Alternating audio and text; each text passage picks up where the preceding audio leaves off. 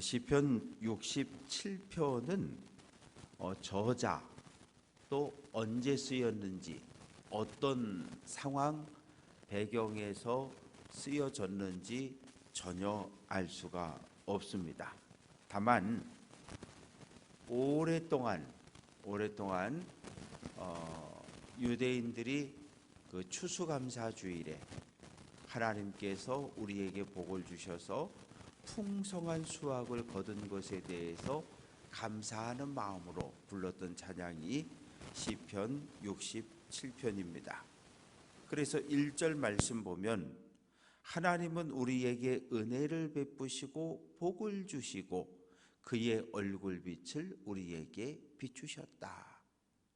그러니까 복의 근원이 하나님이라는 사실을 계속 반복해서 이야기하고 있습니다.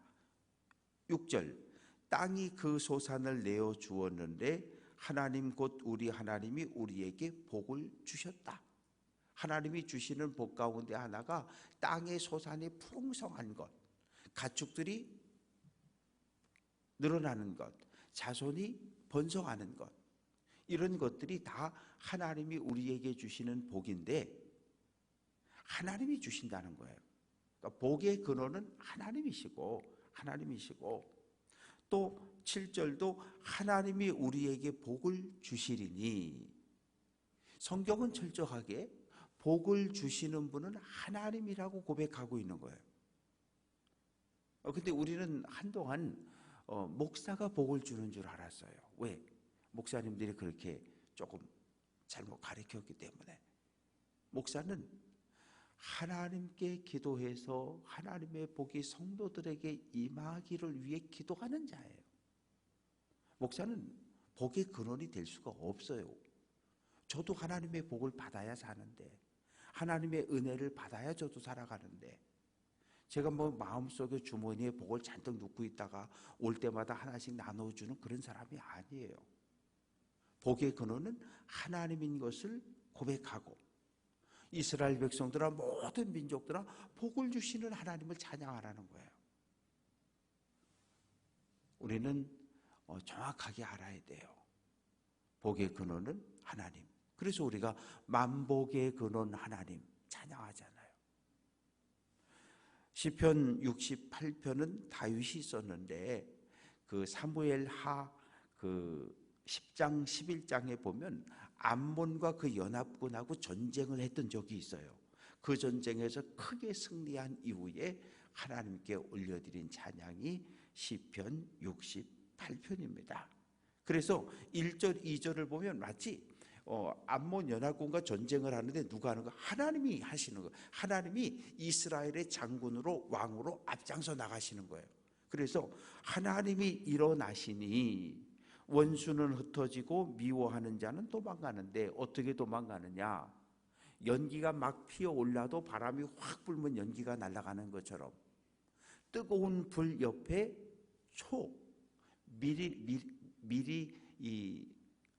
미리 얘기하는 게 아니라 밀랍, 초를 이야기하는 거예요. 초가 뜨거운 불 옆에 있으면 저절로 막 녹아내리는 것처럼 그렇게 망하게 해달라는 거예요. 그러면 이스라엘을 공격한 암몬 연합군이 하나님에게 패해서 도망가는 그 모습을 보면서 이스라엘 백성들은, 의인들은 어떻게 해야 돼요? 3절부터 6절까지 말씀 속에 하나님 앞에 기뻐하고 뛰놀고 즐거워하라는 거예요. 왜? 하나님께서 우리의 대적들을 다 물리쳐 주셨으니까 우리가 할 수 있는 건 찬양하는 거예요. 기뻐 춤추고 노래하고 하나님의 위대하심을 널리 전하는 겁니다. 그러면서 우리에게 뭘 하라 그래요? 4절 하나님께 노래하며 그의 이름을 찬양하라. 그리고 전쟁에 승리하고 돌아오시는 왕, 하나님이 오시는 그 마차가 평탄하게 올 수 있도록 대로를 수축하라. 수축하라는 말은 길을 정리하라는 말이에요. 정리하라는 말이에요.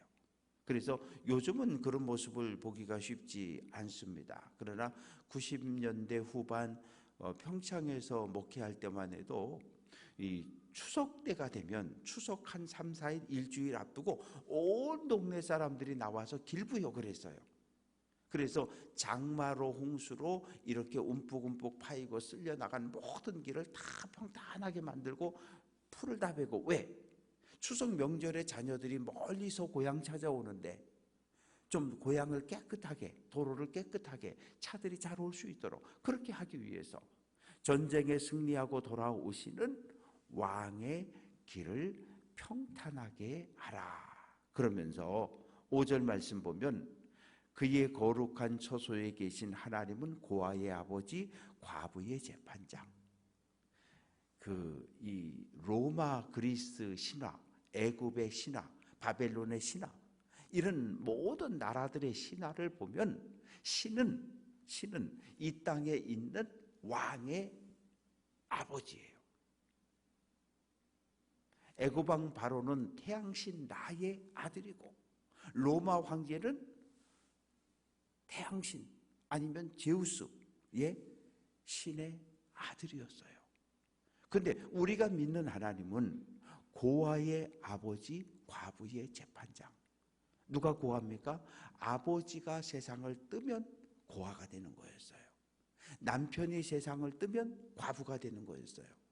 고아와 과부는 한 시대에서 가장 사회적인 약자예요. 아무 힘도 없고 누구의 도움도 받을 수 없는 그런 처지에 있는 사람들이 고아와 과부였는데, 하나님께서 아버지가 없는 고아에게 아버지가 되어주시고 남편이 없는 과부의 어느 누구도 함부로 하지 못하도록 공의로운 재판장이 되어주실 것을 선언을 하십니다. 그리고 6절 말씀 보면 고독한 자라고 하는 것은 지금도 마찬가지입니다. 돈이 없으면 결혼을 못했어요. 아브라함 때도 그랬고, 이삭 때도 그랬고, 야곱 때도 그랬고, 요셉 때도 그랬고, 적어도 우리 표현으로 하면 1년치 연봉 정도의 결혼 지참금을 장인에게 처갓집에 갖다 줘야 결혼을 할 수 있었어요. 지금은 사랑해서 결혼한다고 그래요. 그런데 그 당시에는 가서 아내를 돈 주고 사오는 거였어요. 1년치 연봉에 해당하는 결혼 지참금을 마련하지 못하면 결혼을 할 수가 없는 거예요. 그래서 고독한 자라고 하는 것은 결혼 지참금을 마련하지 못해서 혼자 살아가고 있는 총각들, 남자들에게는 가족을 꾸리게 해주시고, 가난으로 인해서 경제적인 궁핍함으로 노예가 되고 종이 되고 또 감옥에 갇혀 있는 사람들은 하나님께서 끌어내 주신다라고 말씀을 하십니다. 그리고 7절부터 18절까지 말씀 속에는 이제 과거를 회상하는 거예요. 과거 언제? 출애굽입니다. 출애굽했을 때 7절 말씀 보면 하나님이여 주의 백성 앞에서 앞서 나가사 광야에서 행진했을 때, 시내산에서 하나님과 언약을 맺고 언약궤를 만들고, 그때부터 어떻게 합니까? 가장 앞에 누가 나가는 거예요? 언약궤가 가는 거예요. 언약궤는 하나님을 상징하는데 하나님께서 이스라엘 백성들 맨 앞에 서서 광야를 행진했고 요단강을 가르고 가나안 땅에 들어오게 하셨는데, 8절 말씀 보면 하나님이 시내산에 진동할 때 어떤 일이 벌어졌습니까? 하나님이 시내산에 오실 때 오셨던 그 모습을 보게 되면 불, 우레, 번개, 구름, 나팔소리, 그리고 막 시내산이 흔들리는 가운데 하나님께서 임재를 하십니다.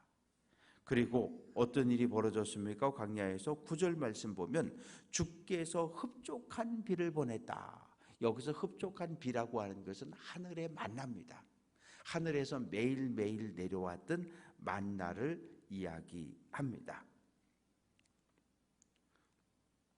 그래서 광야 40년 동안 이스라엘 백성들은 어디에? 구름 기둥 아래 만들어지는 그늘 속에 살게 하셨고, 그래서 더위를 견디게 하셨고, 밤이 되면 불기둥을 만들어 주셔서 따뜻한 온기 속에 살게 하셨다는 거예요.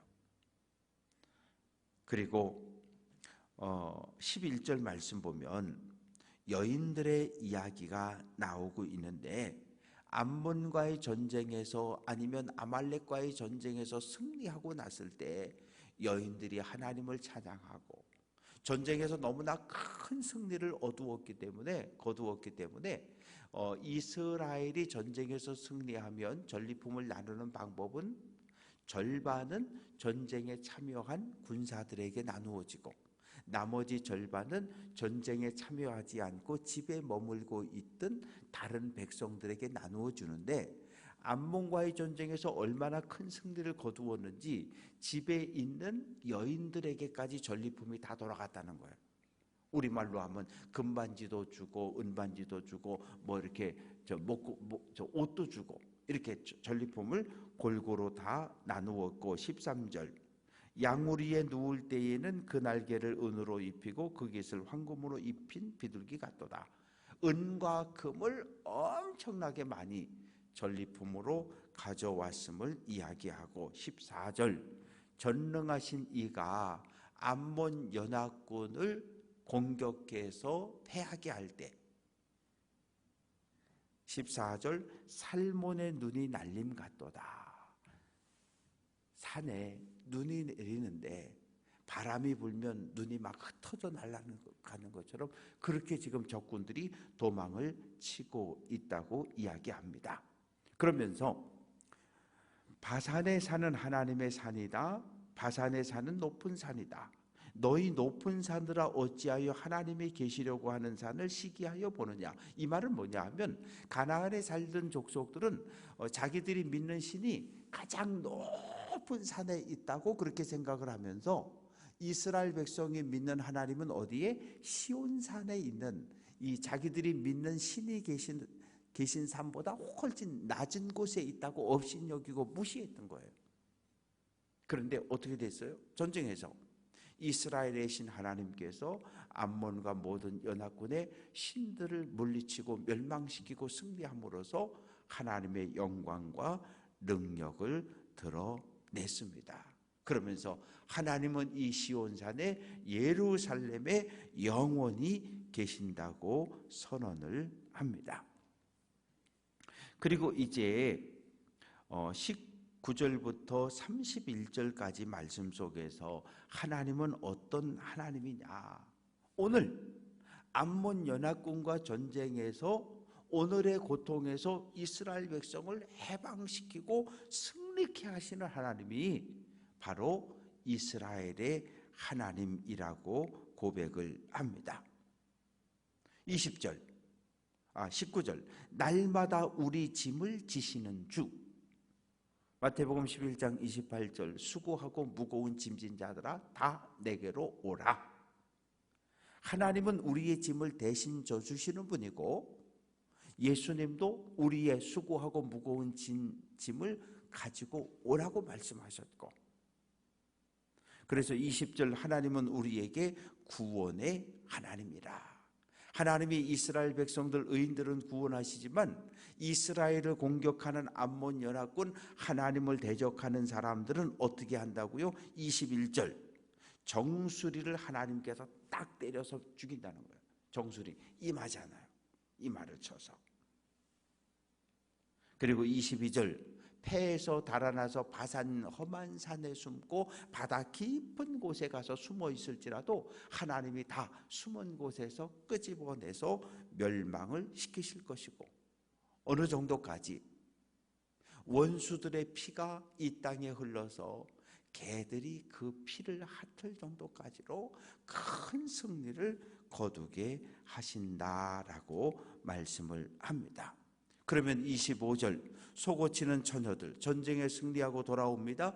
여인들이 나와서 찬양하고, 요즘 말로 하면 관현악단이 나와서 연주를 하고, 또 전쟁에 승리하고 돌아오는 왕과 군사들을 맞이해주고, 또 어떻게 합니까? 온 백성들이 전쟁에 승리케 해주신 하나님을 찬양하며 영광을 돌리고, 또 어떤 일들이 벌어집니까? 29절 말씀 보면 예루살렘에 있는 주의 전을 위하여 왕들이 주께 예물을 드린다.